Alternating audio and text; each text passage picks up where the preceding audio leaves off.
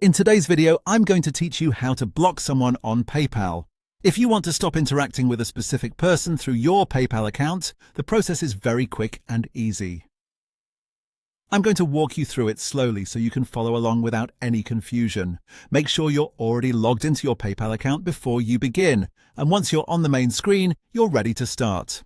First, go to the Send and Request section. This is the area where PayPal lets you send money, ask for payments, and manage the people you've interacted with.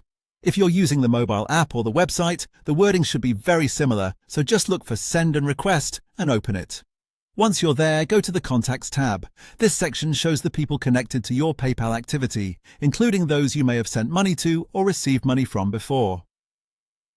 Opening the Contacts tab is important because that's where you'll be able to find the person you want to block. Now look through your contacts and click on the contact you want to block. This will open that person's profile. Take a moment to make sure you've selected the correct contact before continuing. That way you avoid blocking the wrong person by mistake. After their profile opens, click the block option. This is the setting that prevents that contact from interacting with you in the normal way through PayPal.